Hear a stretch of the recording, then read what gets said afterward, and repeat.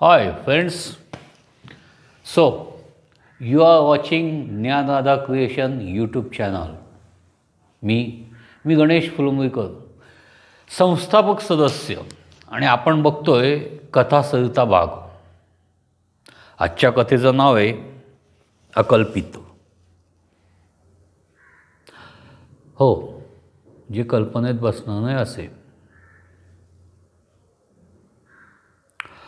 ज्योत्स्नानी सहज घड्याळात पाहिलं. रात्रीचे 3 वाजत आलेले होते. तिनं हात वर करून मस्त आळस दिला. इकडं तिकडं पाहत असतानाच तिच्या एकदम लक्षात आलं, बेडवर पडलेल्या पेशंटनी कदाचित डोळे हलवले होते. ती डचकली.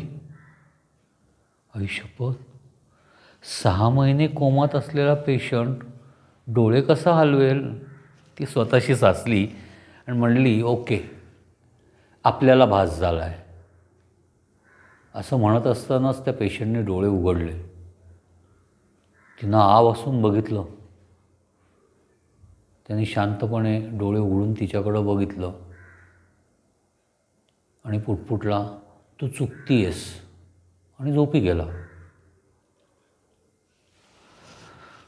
गोंधळलेल्या ज्योत्स्नानी परत एकदा डोळे चोळून बघितलं. तो शांत झोपी गेलेला दिसत होता. मग तिनं मॉनिटर आणि इतर मशीन्स चेक केली तर लक्षात आलं की ग्राफ बराचसा बदललेला आहे. येस, कदाचित तो शुद्धीत येतोय. I must say this to doctor. असं पुटपुटत तिनं गदा मेधाला हलवलं. गाढ झोपेत असलेली मेधा ताडकन उठून बसली, डचकली आणि गोंधळलेल्या बावरलेल्या नजरेनं तिच्याकडं बघितली. तिच्या लक्षातच येईना आपण कुठं आहोत, काही ओळखच लागना. तेवढ्यात ज्योत्स्ना म्हणली, मॅडम, तुमच्या मिस्टरांनी आत्ता डोळे उघडले होते. तेव्हा तिला एकदम स्ट्राईक झालं. येस, 6 महिन्यापूर्वी ॲक्सिडेंटनंतर गेली 6 महिने आपण इथंच राहतो आहे, नाही का? हां, हे हॉस्पिटल आहे. स्पेशल रूममध्ये राहतो आहे आपण. तिनं पटकन उठून ज्योत्स्नाला विचारलं, खरंच? ती म्हणली, हो. बघा ना, ग्राफही बदलला आहे मशीनवरचा. मी आलेच डॉक्टरांना घेऊन, तोपर्यंत तुम्ही लक्ष द्या, कदाचित ते परत जागे होतील. मेधाची उरली सुरली झोपही डोळ्यातनं निघून गेलेली होती. ती टक लावून असीमच्या चेहऱ्याकडे बघत होती. असीम, माझा असीम, एक उद्योजक असीम. तो आज डोळे उघडणार होता.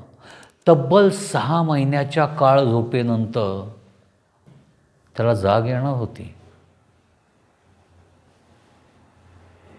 पहिल्यांदाच मला बघितल्यानंतर तो काय म्हणेल, या विचारात ती असतानाच ज्योत्स्ना आणि डॉक्टर प्रवेश करते झाले. डॉक्टरांनी असीमची नाडी चेक केली, असीमला तपासलं. त्यांनी एकदम येस, वी डिड इट म्हणून मेधाला सांगितलं, तुझा नवरा वाचलाय, पूर्णपणे वाचलाय. येत्या 24 तासात तो शुद्धीवर येईल बघ. मेधाने आनंदाने त्यांना गच्च मिठी मारली. म्हणले, अंकल, यू आर गॉड. तुम्ही वाचवलं आहे माझ्या असीमला, तुम्ही वाचवलं आहे, बाकी कोणी नाही. सगळ्यांनी आशा सोडून दिलेली असताना तुम्ही एकटे म्हणत होता, नाही तो शुद्धीवर येईल, नाही तो शुद्धीवर येईल. Yes, you did it. डॉक्टरांनी लगेच ज्योत्स्नाला सांगितलं, तुझी शिफ्ट कितीपर्यंत आहे? सर, सकाळी 7. आतापासून सकाळी 7 वाजेपर्यंत फक्त त्याच्यावर नजर काढून बसायचं. त्याची कुठलीही छोटीशी हालचाल झाली तर ती मला कळवायची इमिजिएटली, आणि मी पॅनलला बोलवून घेतो. सतीश न्यूरोसर्जन, त्यानंतर देशपांडे डॉक्टर यांना बोलवून घेतो, म्हणजे आपण पुढच्या लगेच डेव्हलपमेंट करता लागू म्हणून.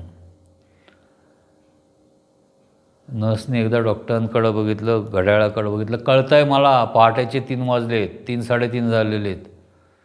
येतील, तेही येतील दोघं. असं म्हणत ते दोघं डॉक्टर बाहेर निघून गेले. त्यांनी त्या दोघांना फोन केला आणि इकडं मेधा, ती देखील ज्योत्स्नाबरोबरनं नसीमवर नजर काढून बसली होती. असीम तिचा नवरा, एक प्रसिद्ध उद्योजक. 6 महिन्यापूर्वी येताना घाटात अपघात झाला आणि त्या अपघातामध्ये त्याची गाडी चिरडली गेली होती. रक्तबंबाळ झालेल्या नसीमला या हॉस्पिटलमध्ये हलवलं. डॉक्टरांनीच काय, पोलिसांनी गॉन केस ठरवलेली होती. त्याच वेळेला डॉक्टर दिवेचा आले आणि त्यांनी गॅरंटी दिली की बघतो, मी प्रयत्न करतोय ना, मी जोच तोपर्यंत प्रयत्न सोडत नाही, तोच तोपर्यंत हा माणूस मृत करार घोषित दिला जाणार नाही. त्यांनी स्वतःच्या हातात सूत्र घेतली, देवासारखे धावले. 70चा हा तरुण, त्याने फटाफट फोन करून डॉक्टर संजय, न्यूरोसर्जन देशपांडे सगळ्यांना बोलवून घेतलं. अतिशय अवघड असणारी त्याच्या मेंदूला इजा पोचलेली असताना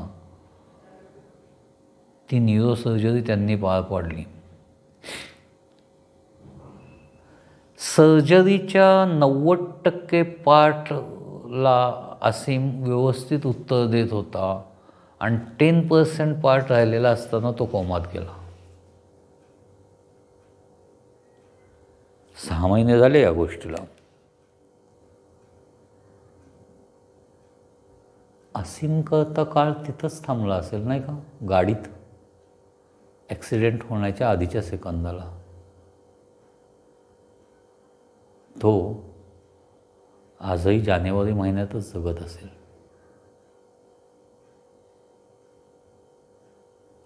जानेवारी 28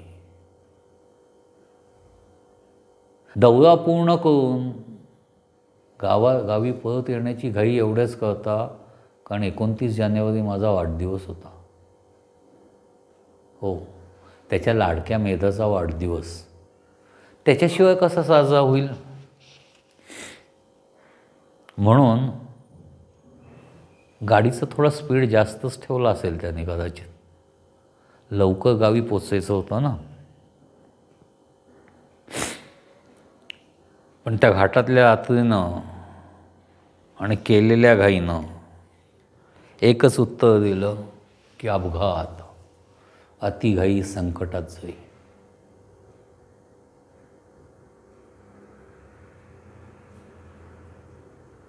आज बरोबर या गोष्टीला 6 महिने आणि 4 दिवस झालेत.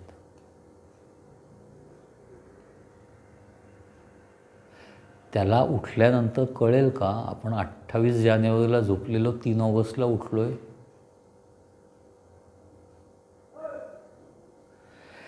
हलकेच मेधा हसली. तिनं स्वतःच्या मनातले हे सगळे विचार झटकून टाकले आणि असीमकडं पाहत राहिली की तो आता डोळे हलवेल, तो उठेल कदाचित, नेहमीसारखा आवाज देईल, बेब्स लव यू.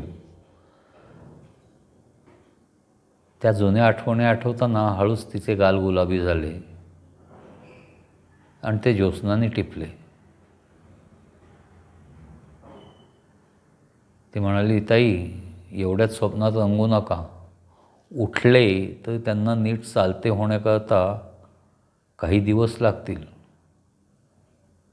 भाऊक स्वरात मेधा म्हणाली, सगळे दिवस काढेन आता मी.